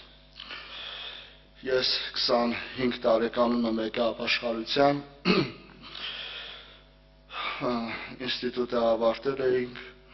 ամուսնացած էի եւ երբ որ եկա ապաշխարության եղբայրներ քույրեր ջան, այն ամենածանր դժվարին տարիներն էր 93 թվականին եւ այդ ժամանակ շատ տենց մեծ հնարավորություններ չկար, բայց այդ դժվարությունների մեջ ես հիշում եմ, թե մենք ինչքան ուրախ էինք։ Լամպի լույսի տակ մենք իրիկունները հավաքում ենք, իհարկե ես կարծում այստեղ էլ նույնն է եղել, եղբայրները վկայած կլինեն, եւ այդ ժամանակ կամ մենք երգում ենք, կամ մենք Աստծո խոսք ենք խոսում, կամ էլ ծրագրում ենք, որ հոգևոր ինչ կարող ենք անել, ծերերին այցելել, գնալ հիվանդներին, վերջը ինչ-որ այցելություններ անել, եւ ես հիշում եմ, որ այն ժամանակ մեր միտքը մենակ աշխատում էր հոգևոր բաների վրա։ Եվ ինչքան ուրախ էինք։ Եվ երբ որ 25 տարեկանում եկա, հիշեցի 9 տարեկանում մի հատ չգիտեմ, երազ չէր, բայց չեմ հասկանում ինչ էր այդ ժամանակ, քունես չէր տանում։ Ու տեսա, որ մեկը սպիտակ հանդերձով ներս մտավ, ասեց քունես չի տանում, ասեցի չէ, ասես կուզես քեզ որոշ բաներ ցույց տամ։ Ասեցի կուզեմ, ու չեմ իմանում, մտքով եմ հիմա գնացել, թե ոնց եմ գնացել։ Տարավ ցույց տվեց տուն, որի գագաթին աստղից լույս էր ընկնում այդ տան վրա, այնքան սիրուն էր այդ տունը, այդ լույսի տակ, որ սենց ուրախ նայում էի ու ասեց կուզես, որ մտնենք ներս ու տեսնես ներսում ինչ է կատարվում։ Ասեցի շատ կուզեմ։ Երբ որ մտան ներս, սեղաններ էր տենց գցած, բոլորը նստած սպիտակ հանդերձներով, ուրախություն էր, ասեց գիտես սա ինչ ուրախություն, ասի ինչ ուրախություն, ասեց սուրբերի խնջույքն է, սուրբերի ուրախությունն է։ Եվ ասեց հիշիր, գալու է ժամանակ, որ դու միանալու ես իրենց։ Հետո ինչ-որ ման տվեց, հարցատափայլ, տենց ինչ-որ բան էր, ասեց պահի սա քեզ պիտի օգնի։ Չեմ ուզում շատ խորանամ, բայց երբ որ եկա ապաշխարության, Հակոբ աղբերենց տունն էին այն ժամանակ հավաքում, մի քիչ տես ներս ընկած էր այն ժամանակ տունը, երբ որ եկա թեքվեցի, որ պիտի մտնեմ այդ տունը, միանգամից այդ պատկերը եկավ աչքիս առաջ, որ 9 տարեկանում տեսել եմ, եւ հասկացա, որ Աստված այդ ժամանակվանից արդեն որոշել էր,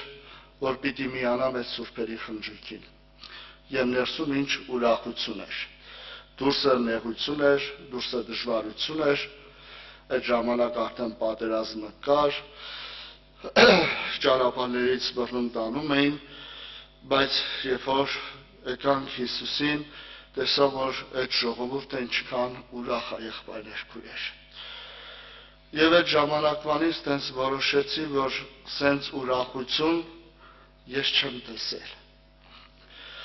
Ինստիտուտում ուսանող տարիքում սա չեմ ունեցել, դպրոցական տարիքում եմ մանկության ժամանակ, վերջը ներսի այդ ուրախությունը հասկացա Երանի նրան, ովքեր երիտասարդ տարիքում եւ ավելի փոքր կնվիրվի Աստծուն եւ կճանաչի Աստծուն, եղբայրներ քույրեր ջան։ Գիտեք Հովլանեմի հետարքիր աղոտ կանոն Ձգանփորից։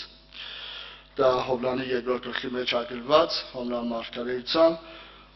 Ասմափուճ ունայնությունների նայողները իրենց հասանելիք ողորմությունից զրկվեցան կամ թողեցին։ Երիտասարդ տարիքում այնքան փուճ ունայնություններ կա, այսօր աշխարհը այնքան փուճ ունայնություններ կա։ Հիշում եմ այդ ժամանակ, որ գալիս էին պաշտամունքի, արտասահմանյան տես մեքենաներ 1000-ից մեկ կա հանդիպեր, սովետական կարգի մեքենաներ չկար։ Հետս մի հատ երիտասարդ եղբայր կար, իրար հետ ոտքով եթում ենք պաշտամունքի, մի հատ կանաչս, ոչ թե կանաչ, այլ ինչ են ասում, մարգարիտ չեմ, զմրուխ ծագույն, մի հատ Մերսեդես մաքրուր անցավ, հիմա ես եթում եմ տնամ ես եղբայրը, չկա, խոսում եմ կողքը, տնամ կողքս չի, դրանց ես թեքվել է նայում ես ավտոյի հետևից, հետո տեսա, որ ես իրան եմ նայում, մեկը սենց արեց, ես ինչ սիրուն ունայնություն էր, հիմա ինքան սիրուն ունայնություններ կա, ժողովուրդ ջան, երիտասարդների համար, և ցավոք սրտի շատ երիտասարդներ, այդ ունայնությունների հետևից գնալով, իրենց հասանելիք մեծ ողորմությունից զրկվում են։ Ես եղել եմ երիտասարդների հետ, երբ որ զրուցում եմ, ասում եմ, օրինակ կյանքում ինչ ես մտածում, ինչի ես ուզում հասնես։ Օրինակ մտածի, լավ, աշխատեցիր, կարիերա ստեղծիր, գումար ունեցար, ինչ-որ բաների հասար, օրինակ ամենաշատը ինչի պիտի հասնես։ Ինչ էլ որ հասնես, ինչ էլ որ ձեռք բերես, մեկը Աստծո տվածից ավելին չես ունենալու։ Հնարավոր չի, որ դու կարողանաս ձեռք բերես ավելին, քան որ Աստված քեզ շնորհել է։ Սկսած կյանքից վերջացրած Աստծո բոլոր պարգևներից։ Եվ ինչքան էլ քեզ ուզում է հավատարիմ մարդ ճարես, մեկը ավելի հավատարիմ չես գտնելու, քան որ Հիսուսն է քեզ համար, եղբայրներ, քույրեր։ Եվ ես երանի, որ մենք սա երիտասարդ տարիքում սա հասկանանք, երբ փորձենք ավելի արմատանալ նվիրվենք Տեր Հիսուսին, եղբայրներ, քույրեր, եւ մտածենք մեր հավատքի, մեր հոգեվոր կյանքի վրայով։ Ես եղել ասում եմ, գիտես, շատ հրեշտակներ սա ինձ բացվել է, շատ հրեշտակներ շատ կուզենային ունենային մեր կարգավիճակը, բայց իրանք չունեն։ Ցավոք սրտի մենք ունենալով այդ կարգավիճակը մենք մատների արանքով ենք նայում եւ անտարբեր ենք։ Ոչ մի հրեշտակին Աստված իրան որդի չի կարգել, ոչ մի հրեշտակ Աստծո բնության հետ հաղորդ չի։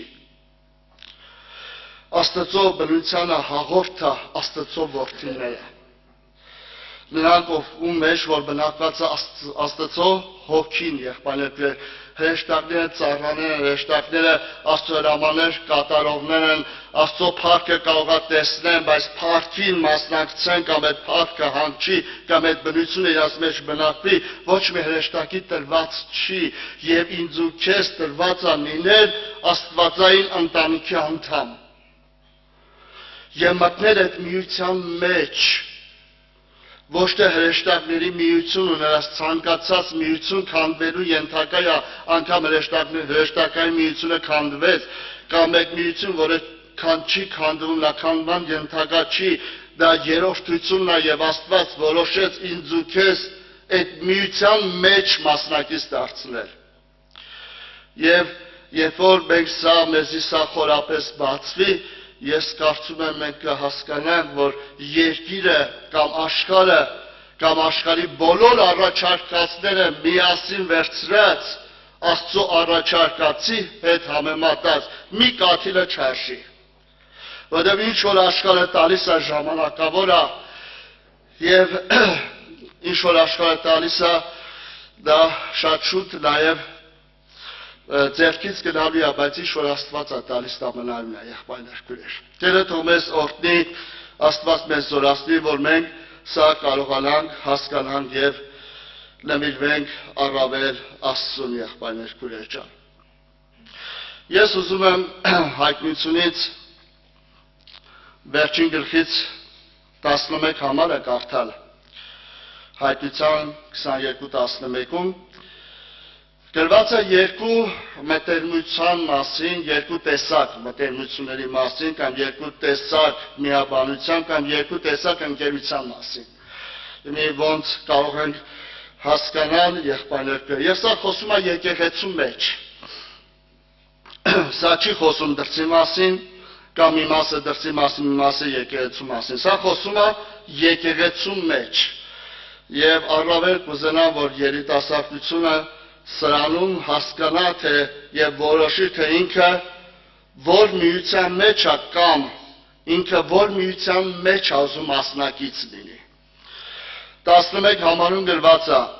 անիրավություն գործողը թողել անիրավանա եւ կեղտոտը թողել կեղտոտվի եւ արդարը թողել արդարանա եւ սուրբը թողել սրբվի։ Երկու ընկերություն ասեմ, միաբանություն ասեմ, ամեն դեպքում կա երկու հեշտ ճյուղը, երկուսն էլ եկեղեցու մեջ։ Մի ճյուղը նրանք են, ովքեր սիրում են, գնում են անիրավության հետևից, մյուս ճյուղը սիրում է սրբությունը, արդարությունը եւ գնում է դրա հետևից։ Եվ երկուսն էլ կատարվելու է եկեղեցու մեջ։ Հիմա եղբայրներ, քույրեր ջան, բնական է, որ երևի որ ցանկացած մեկից հարցնենք, ասենք, որ դու որ ընկերության կամ որ միության մեջ կուզենաս լինես, ես վստահ եմ բոլորս էլ ասելու ենք, որ կուզենանք սրբության կողմնակից լինենք կամ այս ընկերության մեջ լինենք։ Բայց ես կարծում եմ, որ Աստված մեր լեզվին չի նայում, մեր խոսքին չի նայում, այլ Աստված գիտի մեր ծածուկ քայլերը, մեր մտածմունքները եւ մեր սրտի բոլոր խորհուրդները։ Եվ Աստված տեսնում է, որ դու որ խորհուրդով ես ուզում գնաս։ Այս երկու միությունները իրար հետ միաբանվել չեն կարող։ Մաքուր սիրտը կեղտոտ սրտի հետ չի կարող միաբանվի։ Արդարը անարդարի հետ չի կարող միաբանվի։ Հետևաբար դրա համար գրված է, որ թող անիրավություն գործողը էլ անիրավանա եւ կեղտոտը էլ կեղտոտվի, բայց արդարը թող էլ ավելի, ասենք, արդարնա եւ սուրբը թող էլ ավելի սրբվի։ Եվ այս երկուսի քայլերը ամեն քայլը սկսում է իրարից հեռանալ։ Կեղտոտը գնում ավելի կեղտոտության, սուրբը գնում ավելի սրբության։ Հիմա հարց, ես որ կողմ եմ գնում եղբայրներ քույրեր, որպես երիտասարդ դու որ միության մեջ ես ուզում լինես։ Ես ասեմ, որ այս երկու ընկերություններից, միություններից մեկի հետ Աստված մտերմություն անում, իսկ մյուսի հետ ոչ։ Եվ հստակ, այսինքն հասկանալի է, թե որ միության հետ է Աստված մտերմություն անում։ Գիտեք, երբ որ կարդում ենք Դավիթի հետ կապված Սաղմոս 119:63-ում, հիշում եք Դավիթը հետաքրքիր խոսք է ասում։ Ասում է, ես ում հետ ընկեր եղա։ Հիշում եք ժողովուրդ ջան։ Ասում է, ես ընկեր եղա այն ամենին, որ վախենում են քեզանից եւ քո պատվիրանները պահում են։ Հիմա Դավիթը իր ներսում որոշել էր, ում հետ մտերմություն աներ, ում հետ ընկերություն աներ, ում հետ մտներ միության մեջ, եւ Դավիթը իր ներսում որոշել էր հետեւյալը, որ ես ընկեր եմ լինելու բոլոր նրանց հետ, ովքեր քեզ հետ մտերիմ են, ովքեր քո խոսքը պահում են, ովքեր քեզանից վախենում են, եղբայրներ քույրեր։ Հիմա հարց, ես ում հետ եմ ուզում ընկերություն անեմ։ Գիտեք, ճամբարում հետաքրքիր process է երևում, եւ ոչ միայն ճամբարում, մանավանդ պատանիների մեջ, չնայած երիտասարդների մեջ է դա երևում։ Երբ որ խումբը գալիս է, չէ, հետո տենես մի անգամից բաժանվեց երկու մասի։ Չէ։ Այս մի մասը ուրիշ բանի համար է եկել, այն մյուս մասը եկել է խոսք լսելու, Աստծո հետ մտերմանալու, չգիտեմ, Սուրբ Հոգով մկրտվելու եւ այլն եւ այլն։ Բաժանվում են երկու մաս, այս երկուսը իրար հետ չեն կարածուլվեն, որովհետեւ նրա միտքը, նրա հասկացողությունը, նրա ձգտումը, փափագը ուրիշ բան է, այս մի խմբին է ուրիշ բան է, իրանք չեն կարող միաբանել, ես ստիպված ինչ են իլում, իրանք իրար գտնում են եւ գնում է այդ բաժանումը։ Բայց հետաքրքիր է, թե Աստված ում հետ է մտերմություն անում։ Եվ բնական է, որ Դավիթը սա տեսել էր, Դավիթը սա հասկացել էր, եւ Դավիթը որոշել էր դառնալ ընկեր նրան, ով որ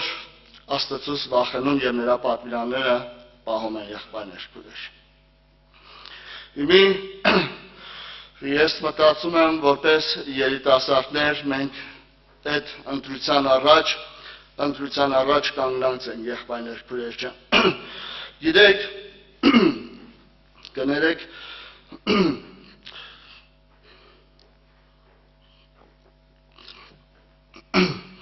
Աստծո հավիտենական ծրագիրը մարդու համար որն է եղել։ Դա գրված է Ծննդոց 1:26-ում, ես չեմ կարդա։ Գիտեք, անգիր, որ Աստված ասեց, եկեք մեր պատկերով եւ մեր նմանությամբ մարդ ստեղծենք։ Սա եղել է Աստծո հավիտենական ծրագիրը եւ Աստված որոշել է մարդուն ստեղծի իր պատկերով եւ իր նմանությամբ։ 27 համարում Գրված է, որ եւ Աստված ստեղծեց մարդը իր պատկերով եւ արու եւ եք ստեղծեց մարդը, նմանությունը չի գրած։ Հարց, իսկ նմանությունը որտեղից պիտի մարդը ձեռք բերեր։ Եվ մենք դա շատ լավ գիտենք, որ նմանությունը ձեռք բերելու համար Աստված Եդեմի պարտեզում մի հատ ծառ էր դրել, որը կոչվում էր կյանքի ծառ։ Եվ մարդը պետք է գնար այդ կյանքի ծառը ուտելու, երբ որ ուտեր աստվածային կյանքը գալով նրա մեջ, ինքը նաև ձեռք էր բերելու Աստծո նմանությունը։ Ցավոք դա չկատարվեց այդ ժամանակ, եւ 5-րդ գլխում գրված է այդպես. եւ Աստված ստեղծեց մարդը իր պատկերով, նմանությունը չեղավ։ Բայց Աստված իր որոշումից, իր ծրագրից եղբայրներ գրեր, հետ չկանգնեց։ Աստված այդ գիծը բերեց, որսի ավարտին հասցնի, որովհետև ի վերջո Աստծո ծրագիրը, Աստծո որոշումը, որ իր զավակը ունենա եւ իր պատկերը եւ իր նմանությունը եղբայրներ քուրեր։ Եվ մենք գիտենք, որ այդ ծրագիրը իրականացավ Քրիստոսի միջոցով։ Երբ որ Քրիստոս մարդացավ, եղբայրը խոսեց, հարություն առավ եւ հետո համբարձման ժամանակ, որ ընդամենը մենք 2 օր առաջ տոնեցինք, ասաց սպասեք Երուսաղեմում, միջև որ խոստմունքը կառնեք, որ խոստմունքը, եւ ես կգնամ եւ կուղարկեմ։ Եվ Աստծո հոգին եկավ եւ բերեց Աստվածային բնությունը եւ մեզ մեր մեջ գալով մեզ ուզում է նմանեցնի Աստծուն։ Հիմա եղբայրներ քուրեր ջան, ես մտածում եմ, որ այս ծրագիրը Աստված այսօր երբևիցե այս ծրագրից Աստված հետ չի կանգնելու։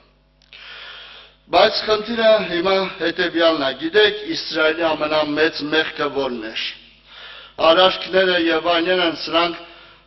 սրանք երկրորդական էին։ Իսրայելի ամենամեծ մեղքը, երբ որ մենք նայում ենք ընդհանուր այդ գիծը,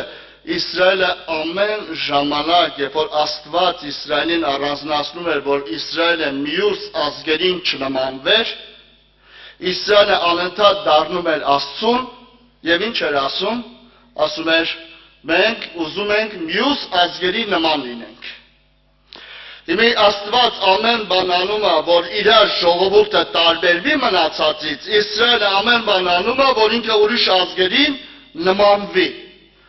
Եվ հիշում եք, չէ՞ ասում է, մեր վրա թագավոր դիր, ինչպես որ ուրիշ ազգերը ունեն։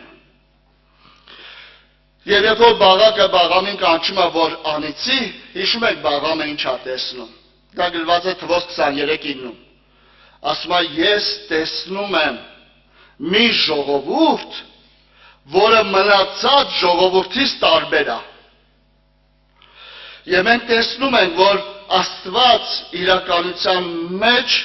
այս ուզում էր տեսնել եւ Աստված ամեն բան անում էր, որ իր ժողովուրդը տարբերվեր մնացածից։ Բայց Իսրայելը միշտ հետ էր դառնում։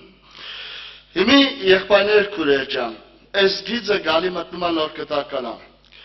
Մատթեոս 5-7 գլուխները, երբ որ Լեռան քարոզի մեջ կարդում ենք 6 գլուխ 8 համարը ամբողջ Լեռան քարոզի բանանի խոսքն է, որտեղ գրված է. Արդ նրանց մի նմանվեք։ Ումը դրանից վերով խոսում է հեթանոսների մասին։ Հիմա եղբայրներ քուրեր ջան, Աստծո ծրագիրը այսօր որպես երիտասարդներ Աստված իր ծրագրից հետ չի կանգնում։ Աստված քեզ կանչել է, որ դու տարբերվես աշխարհի երիտասարդությունից։ Տարբերվես եւ պատկերով, տարբերվես եւ նմանությամբ։ Տարբերվես եւ պատկերով, տարբերվես եւ քո մտածելակերպով, քո գաղափարներով, քո խորհուրդներով, քո քայլերով, քո սրբությամբ, ամեն ինչով մենք պիտի տարբերվենք հեթանոսներից, սա Աստծո ծրագիրն է յուրաքանչյուրիս համար։ Իմի ինչքանով ենք մենք ուզում մասնակից դառնանք սրան, սա արդեն քո ընտրությունն է։ Բայց Աստծո խոսքը հետևյալն է ասում, ովքեր են լինելու,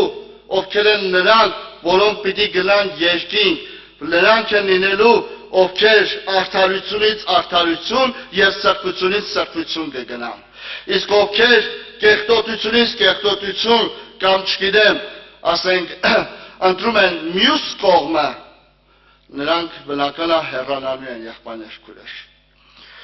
Հիմա եկեք անկեղծ նայենք մեր սրտին։ Երիտասարդության պայքարը այսօր որն է։ Ոչ բոլորին է, բայց շատ երիտասարդության պայքարը ճիշտ Իսրայելի նման է։ Մենք ուզում ենք մյուս ազգերի նման լինենք։ Եղբայր ջան, դրա մեջ ինչ կա։ Մենք ուզում ենք, չէ, նմանենք աշխարհին։ Հիմա դրա մեջ ինչ կա, որ այսիշ բանով աշխարհի նման լինենք։ Կամ աշխարհի սովորությունները պահենք, կամ վերջը աշխարհի պատկերը առնենք, աշխարհի կերպարանքին մասնակից դառնանք։ Հիմա դրա մեջ ինչ կա։ Բայց ես ուզում եմ ասեմ, դրա մեջ շատ խորը բան կա, որովհետև Աստծո նպատակը եղել է, որ դու ունենաս իր պատկերը եւ իր նմանությունը։ Եվ Եփեսացիների թղթում հստակ է դա գրված։ Միջև որ ամենքս հասնենք հավատքի եւ Աստծո որդին ճանաչելու միությանը եւ կատարյալ մարդ լինենք Քրիստոսի կատարյալ հասակի չափով։ Սա Աստծո ծրագիրն է եւ Աստված այս ծրագրից հետ չի կանգնելու եղբայրներ քույրեր։ Երբեք։ Ինչքան էլ ես դրա մեջ հատուկ չգիտեմ, կարող ինչ որ մի բան չեմ տեսնում դրա մեջ, որովհետեւ այսօր շատ, չգիտեմ, եկեղեցիներ կան, որոնք անգամ ծաղրանքով են այս առումով խոսում, բայց ես մի բան գիտեմ, որ Աստված իր որոշումից հետ չի կանգնում։ Աստված որոշել է ստեղծի մարդը իր պատկերով եւ իր նմանությամբ, եւ Աստված դա անելու է։ Եկեղեցին եւ եկեղեցու ժողովուրդը, որը հանդիսանալու է Քրիստոսի հարցը, նա ունենալու է Քրիստոսի կերպարանքը եւ Քրիստոսի նմանությունը։ Աստված այս ծրագրից երբեք հետ չի կանգնելու։ Այն եկեղեցին, որը պետք է մտնի երրորդության միության մեջ, այդ եկեղեցին պետք է ճիշտ նման լինի Քրիստոսին։ Ամեն ինչով։ Հիմա հարցը հետևյալն է, ես ուզում եմ լինեմ այդտեղ, թե չեմ ուզում։ Հիմա ուզելը այո ասելը չի, ուզելը կյանքի փոփոխությունով է, եղբայրներ քույրեր։ Այս աշխարհից հրաժարվելով է ուզելը։ Ուզելը նրանով է, որ ես հասկանում եմ, որ վերջը մտածում եմ եւ ընդունում եմ, որ այս աշխարհի ոչ մի բանը Աստված չի ընդունում։ Եվ շատ պարզ գրված է, որ այս աշխարհի ամեն ինչը Աստծո դեմ ինչ է, Աստծո դեմ ճշնամություն է։ Հիմա եղբայրներ քույրեր ջան, արդ նրանց մի նմանվեք։ Հիմա հեթանոսների հիմնական նպատակը ո՞րն է, կամ եկեք այսպես նայենք, եկեղեցու մեջի հավատացյալ հեթանոսները։ Ի վերջո հեթանոսները, ասենք, իրանք ինչով են տարբերվում եղբայրներ քույրեր։ Ես ասեմ կարևոր բան, շատ չեմ երկարացնի, բայց ասեմ հետևյալը։ Հեթանոսները յուրաքանչյուրն ուզում են իրենց կամքը կատարեին։ Իրական հոգևորները ամբողջ բանալում են Աստծո կամքը կատարեն։ Հարց. ես որ կողմն եմ։ Իմ պայքարը, իմ պատերազմը, իմ ուզածը լինելն է, թե Աստծո ուզածը լինելն է, եղբայրներ քույրեր, որպես երիտասարդ։ Մի հատ անկեղծ նայի Աստծո լույսի տակ։ Վերջը, ինչ որ զրուցում ես, ինչ որ ասում ես, միգուցե այսօր սիրտդ անգամ նեղված է, չգիտեմ, ինչ որ բանից վշտացած ես եւ այլն։ Հիմա խնդիրը ինչու՞մն է, ինչի է ներսդ նեղված, ինչի, որովհետեւ ուզում ես քո ուզածը լինի, թե ուզում ես Աստծո ուզածը լինի։ Եվ մի կարևոր բան ասեմ, եղբայրներ քույրեր ջան, որ երբ որ մարդը պայքարում է իր ուզածը լինի, սա հեթանոսություն է։ Որովհետեւ սրանք հեթանոսներն են այսպես անում։ Առաջին Թեսաղոնիկեցիս 4:3-ից 5 համարներում ասում է, որովհետև սա է Աստծո կամքը ձեր սրբությունը։ Եթե մի բան սրբություն չի, եկեք անկեղծ Աստծո առաջ նայենք, կարա դա լինի Աստծո կամքը։ Եթե դա մի բան չի ծառայում իմ ու քո սրբությանը կամ եկեղեցու սրբությանը, եղբայրներ քույրեր, Կարա դա լինի Աստծո կամքը, չի կարա լինի։ Դա քո կամքն է, դա իմ կամքն է։ Եղբայրներ, քույրեր ջան։ Հիմա շատ ծնողներ ինչի համար խնդիր ունեն ծնողների կյանքում։ Չգիտեմ, այստեղ ես որ նայում եմ հնարավոր է ծնողները կան, շատ ծնողների խնդիրը որն է, որ իրանց երեխեքին ինչ որ նպատակի հասցնեն, բայց ոչ թե ուզում են դա լինի սրբությամբ, չէ՞, այլ դա ուզում են որ լինի իրանց ուզածով։ Հիմա երեխան չի ապաշխարում, ասում մկրտի, չէ՞։ Հիմա եղի մկրտի, բա ասում աշխարհից աղջիկ չի բերելու, չէ՞։ Բայց այդ երեխան չի ապաշխարում։ Հիմա խնդիրը որտեղ է, եղբայրներ, քույրեր, եւ ցանկացած երիտասարդական քո բոլոր այն խնդիրներն ու հարցերը, որոնց ընտրության առաջ դու կանգնել ես, հարց, երբ որ դու դա ընտրես, դա նպաստելու է քո սրբությանը, թե հակառակը։ Եվ կհասկանաս ընտրես, թե չընտրես։ Եթե չի նպաստում, դա քո սրբությանը չի կարա տեղ Աստծո կամքը լինի, եղբայրներ, քույրեր, որովհետեւ մեր շատ հայրեր եւ նաեւ առաքյանները, որոնք բերթեր են նստել, որոնք հալածվել ու նեղվել են, որոնց աչքի առաջ իրենց ընտանիքի, իրենց երեխաներին կենթանի թաղել են, բայց այդ մարդիկ հավատքը պահել փոխանցել են սերնդեսերունդ, այդ ամենը արել են, որսի եկեղեցին իր սրբության մեջ աճի։ Որսի եկեղեցին կամ սուրբ եկեղեցի փոխանցել այսօր իրենց սերունդներին։ Նշանակում է, եթե մարդիկ, որոնք այս հալածանքներով եկել են, բայց սրբությունից չեն հրաժարվել, հնարավոր չի, որ այսօր քո ինչ որ մի հատ հարցը, որոնք սրբությանը հարվածում է ու հանկարծ արիտես Աստված դրա հետ համաձայն լինի։ Դա հնարավոր չի, եղբայրներ։ Դա հեթանոսների նման է, եթե մենք ուզում ենք, որ մեր ուզածը լինի։ Եվ ես չերկարացնեմ, բայց մի կետել եմ ուզում ասեմ, գիտեք, Սաղմոս երկրորդ Սաղմոսի 1-2 համարում հետաքրքիր այսպիսի համար կա գրված.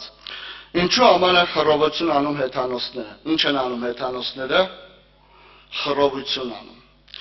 Ինչու համար են խռովություն անում հեթանոսները եւ ազգերը ունայն մտածում։ Երկրի թագավորները վեր են կենում եւ իշխանները իրար հետ խորհուրդ են անում, ում դեմ, Տիրոջ դեմ եւ իրավացիալի դեմ։ Եղբայրներ, քույրեր ջան, եկեք նայենք մեր սրտին։ Այսօրվա, չգիտեմ, էլի չեմ ուզում ասեմ, բայց այսօրվա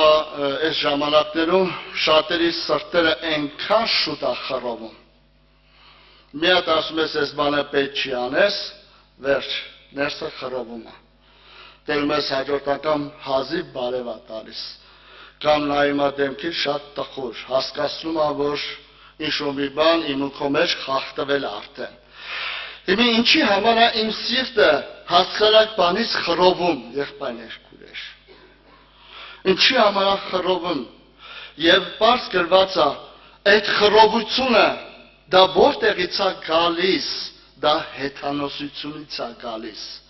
Ինչի համար են խռովություն անում հեթանոսները Տիրոջ դեմ եւ իր օծյալի դեմ։ Ինչու համար է իմ ներսս խռովում, երբ որ ավետանի ճշմարտությունը դնում են իմ դեմը, փոխանակ ես շտկվեմ, բայց իմ սիրտս ինչ անում, խռովում է, եղբայրներ, քույրեր։ Գաղատացիների եկեղեցու մեջ միած սարսափելի բաներ կատարվել, եղբայրներ, քույրեր, եւ ինչպես էին հասել այդ հաջողությանը։ Գաղատացի եկեղեցին, որը Քրիստոսի շնորհքից ընկել էր եւ Քրիստոսից խափանվել էր, այդ ամբողջ մի եկեղեցի գնացել էր եւ վնասվել էր, որտեղից էր եկել։ Եվ Գաղատացիների առաջին գլխի 6-7 համարներում գրված է, ասում է, որ ուրիշը չկա, այսինքն սա խոսում է ավետարանի մասին, որ ուրիշը չկա, միայն թե կան ոմանք, որ ձեզ խռովեցնում են եւ կամենում են Քրիստոսի ավետարանը ինչ անել, փոխել։ Եվ նայեք խռովելու վտանգը որտեղ է, երբ որ ներսդ սկսում է հաճախակի խռովել, վտանգը որտեղ է, խռոված սրտի մեջ հեշտ է փոխել Քրիստոսի ավետարանը։ Եվ ցավոք սրտի երիտասարդներ, որոնք իրենց ներսում հա, ունեն այդ խռովությունը հեշտ ենթարկվում են ուրեմն այս փոփոխության։ Եվ այնքան կա եղբայրներ քուրեր, օրինակ ես վերջերս եղավ տենց հարց քուրիկներից մեկին, վերջը ասեց ես ուզում եմ որ այսիշ բանը այսպես լինի, ասենք այդպես չի կարա լինի։ Ասեց ինչի համար եղել է պահել որ տենց են արել որոշները, ասում եմ եթե տենց են արել սխալ են արել, տենց չի կարա լինի։ Հենց հերթը ասում հասավ ինձ, արդեն տենց չի կարա լինի։ Ու խռովեց, հետո հետագան ավելի վատ բաներ տեղ ունեցավ։ Հիմի խնդիրը ինչումն է, եղբայրներ քուրեր։ Խնդիրը նրանում է, որ ներսս ինչա, միանգամից պատրաստ է խռովելու, իսկ խռոված սրտի մեջ հեշտ է փոխվում Քրիստոսի ավետարանը։ Ճշմարտությունը հեշտ է փոխում, դրա բան ինչ ասում, ով ձեզ կախարդեց կամ հրապուրեց, որ շուտով Քրիստոսի ավետարանից դառնաք մի ուրիշ ավետարան, որ ուրիշը չկա, եղբայրներ քուրեր, չկա ուրիշը։ Բայց ամբողջ խնդիրը նրանում է, որ այսօր այդ հեթանոսական այդ վիճակը իմ սրտի մեջ պահելով, իմ սիրտս հաճախակի ենթարկվում է տարբեր տեսակի խռովություններից։ Երիտասարդ, որը ծնողի հետ հաճախակի խռովության մեջ է։ Մենք ունենք այդպես երիտասարդներ, որ ծնողի հետ միշտ կռվում է, ծնողի հետ խռով է եւ այլն։ Եվ բնական է, սրա հետ խռով է, նրա հետ խռով է, եղբայրներ քուրեր։ Սա որտեղից է գալիս։ Սա հեթանոսությունից է գալիս։ Եվ եկեղեցու մեջ այս հեթանոսական պահը ուրեմն նստած է որոշներից մեջ։ Եվ հարց է տալիս, ինչու են խռովություն անում հեթանոսները Տիրոջ դեմ եւ նրա օծյալի դեմ։ Հետևաբար եղբայրներ քուրեր ջան, շատ կարևոր է։ Ես վստահ եմ, նրանք ովքեր իրապես հավատում ու վստահում են Աստծուն, իրենք գիտեն, որ ցանկացած հարց կա լուծելու տարբերակ։ Եվ քո Աստվածը կենթանի է, որ ամեն հարց լուծի։ Եթե իրականում ուզում ես, որ քո հարցը լուծվի իրականքի համեմատ։ Գիտեք, այնքան կա, որ երիտասարդը ուզում է իր ուզած ձևով լուծվի, բայց Աստված դեմ է լինում իրան։ Եվ Աստված քանդում է, մենք սկսում ենք ինչ անել, մենք մտածում ենք, որ սա է մեղավոր, նա է մեղավոր ու սկսում ենք խռովել։ Բայց չգիտես, որ քո սարքած Աստված է քանդում։ Ինչի, որովհետև Աստված չի ուզում, որ քո կամքդ հաստատվի։ Աստված ուզում է, որ մենք հասկանանք եւ խոնարհում ենք, որ իր կամքը մեր մեջ հաստատի, եղբայրներ քուրեր ջան։ Դրա համար Աստված թող մեզ օգնի, Աստված մեզ օգնական լինի։ Եվ Մարկոս 10-րդ գլխի մեջ 42-43 համարում նաև ասում է հետևյալը. հեթանոսները ինչ են սիրում։ Ասում է հեթանոսները սիրում են իշխեն մեկը մյուսի վրա։ Բայց դուք այդպես չլինեք։ Սիրելի երիտասարդներ, իմ խորհուրդն է, ես չգիտեմ Աստված ձեզ ինչ աշխատանք կտա, ինչքան կորտնի, ինչքան գումար կաշխատեք, ինչքան կկայանաք, ինչքան կանկախանաք, բայց ես ուզում եմ ասեմ հետևյալը, երբեք չսիրեք որևէ բանի արտոնությունից սկսեք դիմացինի վրա իշխել, կամ իշխելու տոնով խոսակ, կամ այդ բարձրությունից խոսակ, եթե դա անեք, ասում եմ, այդպես հեթանոսներն են անում, մի արա այդպես, բայց ձեր մեջ, եթե մեկը ուզում է մեծ լինի, ինչ պյանի, թող ամենքի ծառան լինի, սովորի խոնարհվել, որտեղ խոնարհն է բարձրանալու իր բարձրությունով եղբայրներ քուրեր։ Եթե կա մեկը, որին քեզանից ցածր ես տենում, սա հեթանոսության արմատ է, մի թողաճի։ Կարողացի տեսնես բոլորին քեզանից ավելի բարձր։ Կարողացի սրտանց ամենքին ծառայել, ամենքի համար վերջը բարին անել։ Եվ սովորի, որսի հասկանանք, որ ամենաբարձրը, ամենախոնարհը դառավ։ որ ամենախոնարհին ամենաբարձրը դարձնի եղբայրներ քույրեր ջան։ Որ մեզ մի թող որ այս հեթանոսությունը իմ ու քո մեջ բարձրանա։ Փորձենք խոնարհվենք բոլորի առաջ եղբայրներ քույրեր։ Հիմի շատ անգամներ մեր սիրտը խիանեղված, որովհետև մենք շատ անգամներ մտածել ենք, որ վերջը մենք ինչ-որ մի բաներ արել ենք, բայց մեզ արժանին չհատուցեցին։ Մեզ չհասկացան, մեզ այսպես չարեցին ու նեղվել ես, բայց ես կարծում եմ խոնարհ մարդը երբեք չի նեղվում։ Երբ որ մարդը ընդունում է, որ ինքը անարժան է, ապա ինչը որ կատարվում է, ինքը շատ բարձ հասկանում է, որ ինքը անգամ այն ինչ որ այսօր քեզ չեն արգել, դու դրանից ավելի վատին ես արժանի։ Ես հիշում եմ Սերգեյ աղբոր խոսքը, կարող է դուք էլ լսած լինեք մեր մեծասակ Սերգեյ աղբերը, որ ննջեց, երբ որ ասում էր եղբայր ջան, քո մեջ, քո անձի դեմ ես այս բաները ունեմ, ասում էր եղբայր ջան, ես միանում եմ քեզ, հելնում եմ իմ անձի դեմ։ Հիմի եղբայրներ քույրեր ջան, այնքան կարևոր է, որ կարողանաս ընտրես խոնարհության ճանապարհը։ Սա ամենալավագույն ճանապարհն է։ Սա այն ճանապարհն է, որ Քրիստոս ընտրեց։ Սա այն ճանապարհն է, որ դիմացինի կարողանաս շահես եւ օգնես եղբայրներ քույրեր։ Թող Տերը մեզ օրհնի եւ Աստված մեզ օգնական լինի։ Հետևաբար եկեք ընտրենք այն միությունը, որի հետ Աստված մտերմություն անում։ Ընտրենք, թող արդարը ավելի արդարանա, թող սուրբը ավելի սրբանա եղբայրներ քույրեր, թող խոնարհը ավելի խոնարհվի եղբայրներ քույրեր ջան, եւ այս անznավորությունների հետ, այս միության հետ Աստված մտերմություն անում։ Աստված այդ միությանը օրհնում եւ օգնում է։ Եվ դա Աստված որ մեզանից յուրաքանչյուրը դրա մեջ լինի։ Բայց ընտրողը, ճանաչողը դա Տերն է եղբայրներ քույրեր։ Եվ ասեմ ու վերջացնեմ, միևնույն է, ինչ մտածես, ոնց մտածես, Աստված իր ծրագրից հետ չի կանգնելու։ Աստված ստեղծել է քեզ իր պատկերով եւ իր նմանությամբ,